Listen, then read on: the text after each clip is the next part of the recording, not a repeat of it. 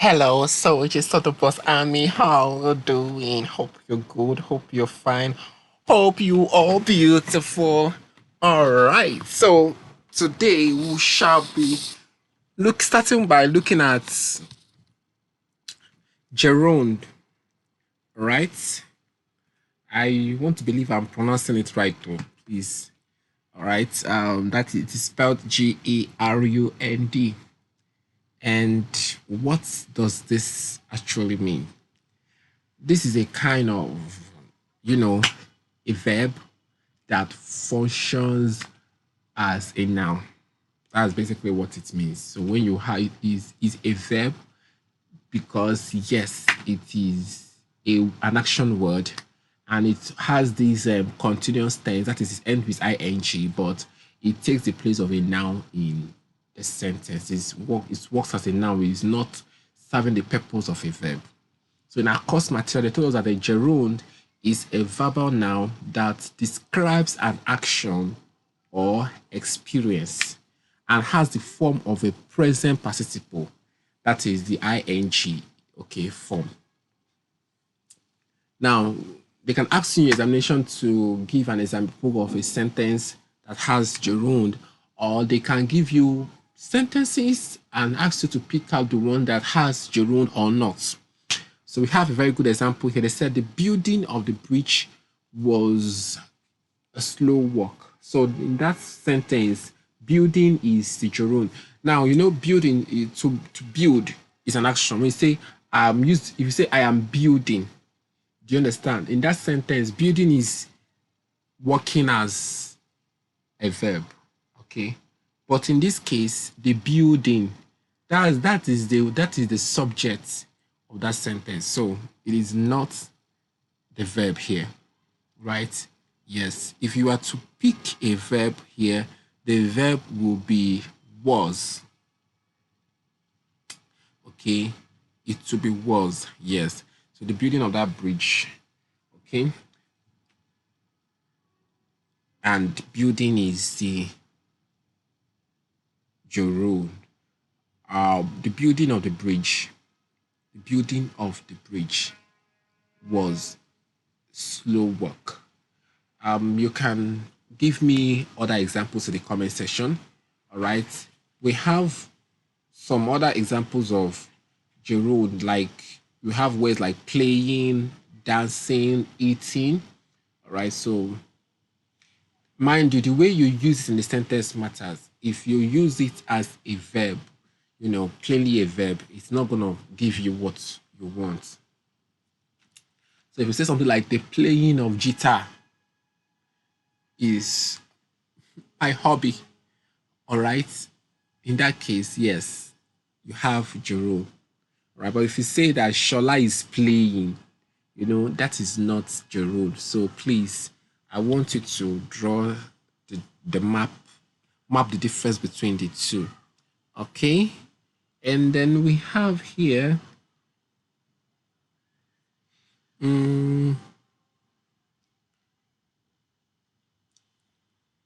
said what are participles and what are the two forms of participle. Now this particular topic is under tense, verbs, tenses, we're going to have a detailed class on it. So when you hear them talking about participle and other things that come in between, you should just understand, because when we were looking at the meaning of gerund, you see there it tells you the present participle, right? And in bracket, in the enclosed bracket has ing form. Okay. So participle are forms of verb that can be used in compound forms of the verb or as adjectives. And they said we have two forms, which are present and past participle. Okay. So they are forms of verb that can be used in compound forms of the verb or as adjectives. And then we have next question here. They said, how is active voice different from passive voice? But before we go into that, let us spend some time on this participle. So you have seen that we have present participle, we have past participle. All right. So when we say present participle, what does that actually mean? So in present participle, the word ends with ing, as we saw earlier when we were defining Gerund, all right? But with its past participle, it ends with ed, end, t, or n. So a present participle is the ing form of a verb when it is used as an adjective. And you know that adjectives are words that give us more details about a noun. It helps us to qualify a noun. So when you have a verb performing that particular function, we now have what you call present participle. For example, if you say, I am walking, I am walking, I am walking. Walking is a verb and it is explaining, giving me more details about, you know, the subject. You know, noun and pronoun, you can always use a pronoun to replace a noun. So that place I have I. That walking is giving me more details about that particular person, which happens to be me. They have been walking. Walking, walking, is the same thing. Walking is giving us more details. It is a verb, yes, but it is not, the main verb we have there is the have. Like when we say I am working, am is the main verb that we have in that particular sentence. Okay, so this other one, which is the present participle, is working more like an adjective. Okay, so we have other examples like we will be staying, she would have been expecting me. All right, so anytime you are using verbs in their continuous form, that is verbs having ing ending it, okay, functioning as an adjective in a sentence, then you have present participle. Okay, if you actually don't get that, you can leave me a comment so that I will come back to explain it further. Okay, now the past participle is a bit different because the words that ends them are not ing. The letters that ends is not ing. So the past participle of regular verbs are usually formed by adding the suffix. We have affix and we have suffix. Affix has prefix and suffix. Affix is a word that you add, you attach to the beginning or the end of a root word in order to create another one. So when you have suffix, that means you add this extra at the end. Okay, so when it comes to past participle, what you always add as suffix are ed, en, it could be n, ne, t, and so on. For example, when you have nil, okay, as the present form of nil, if you want to change it to the past participle, becomes knelt. So you add t to it. If you have eat, the past participle becomes what? Eating. You add en. Okay, so that is what we're talking about. In our platform, I'm going to give you more examples on these. Okay, so a past participle is a word derived from a verb that can be used as an adjective to form perfect verb tenses and to form the passive voice. Okay, so you know that in our slide, they asked a question here. They said, how is active voice different from the passive voice? So before we get into that, I need us to understand the present and past participle very well. That was why I just took time to, explain it a bit further. Okay, so I'm going to take that again. A past participle is a word derived from a verb that can be used as an adjective to form perfect verb tenses and to form the passive voice. It is one of the two types of participles alongside the present participle. So the past participle of regular verbs are usually formed by adding the suffix ed, e.g., learn becomes learned. That is regular verbs. Then irregular verbs have en, n, ne, and so on and so forth. For example, regular verbs, you have learn. So the past participle will be learned. You add ed. Okay. Another one is dance. It's a regular verb. The past participle will be danced. Okay. Then we have words like eat, which are not regular verbs. So their past participle, the past participle is eating. All right. Aha. So we have examples like the children played with the excited dog. So you can see here now that dog is being described using that word excited. Okay, so that excited is functioning as an adjective in that sentence. That is why we call it a participle. Okay, the injured cyclist was helped by a passerby. Injured cyclist. You see, it is telling us more about the cyclist, which is a noun. The train will have left by the time you arrived. With that word left, you will have known the state of that train. So it is giving you more information about the train. I had expected more people to come to the party. So I, of course, is a pronoun, but I am a person. So that makes me a noun. Okay, so expected, that's my expectation. It is telling you about my state of mind, my feeling, and all. So it passed as what?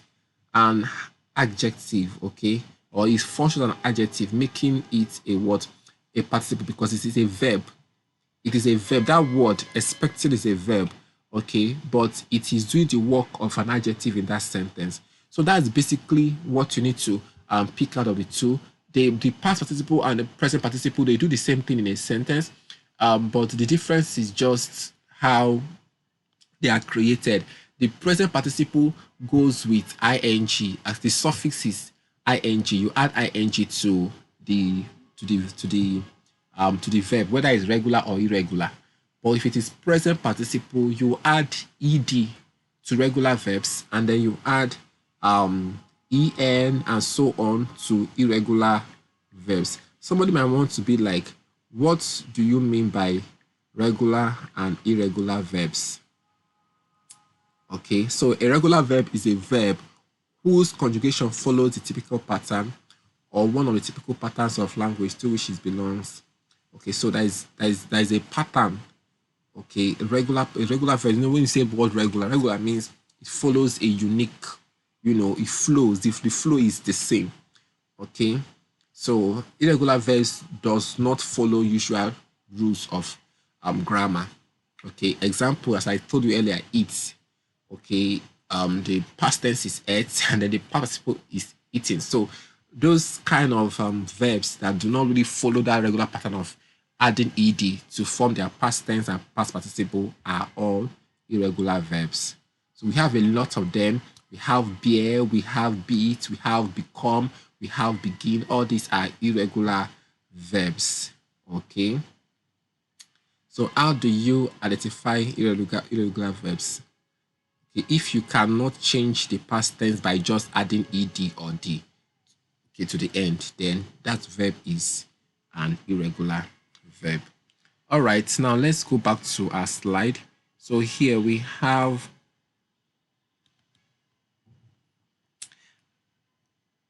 active voice. So how is it different from passive voice? Now in active voice, the subject of the sentence becomes the action. Okay, sorry, the subject of the sentence performs the action, while in passive voice, the subject receives the action. So you know that in every sentence there is a subject, there is subject, there is the verb, that's or the action. All right, so somebody is doing something to somebody, okay, or something or someone is doing something to somebody or someone. There is always, it could be living, it could not live. That's why I'm saying someone or something. Okay, so there's always an action and there's always a receiver of that particular action. So when you have when you have a sentence where the subject is the one doing the action, you have active voice. But when you have the subject receiving the action, you have a passive voice. Now, why do we use passive voice? The passive voice is used when we are more interested in the action than in the doer of the action. So, in the passive voice, it is subject that receives. So, when the emphasis is on the action, not on who really performs it, then we use passive voice. So, for example, we have a sentence here. He was killed in a fight. He was killed in a fight. So the person that we have as the subject is the person that was killed. Who killed him, we don't really know, or what we are not really told, and it does not really matter at this point because the person died. So in this case, we have a passive voice. But if you hear something like if it was he that performed the action, like he killed somebody, okay, he killed his enemy, he killed a ghost, he killed a snake. All right. So in that case, he that is the subject is the one that performed the action. All right. That is where we have active voice. But in this case, he that is the subject suffered the action. So we have a passive voice. Okay. Yes.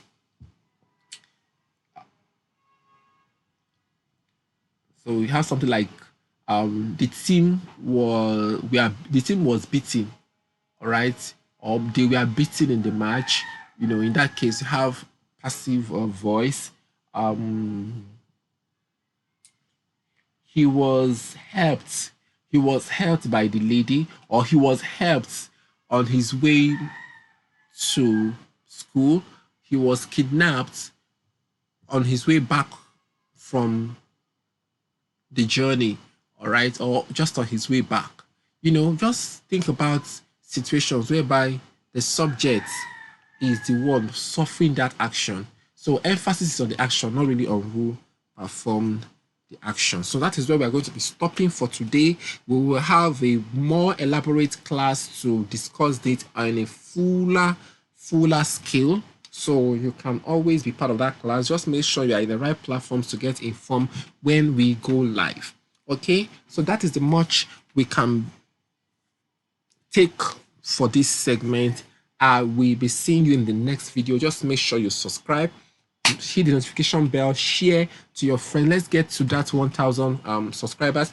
And then also don't forget to reach out to us for your TMA, and other things. Okay, we have other classes that are premium, so just try to subscribe and follow up.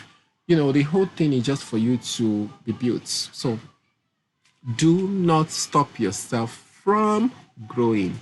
This has been the voice of the legit boss, MSC. Every other boss out there is nothing but just a counterfeit. Tell them and let them know.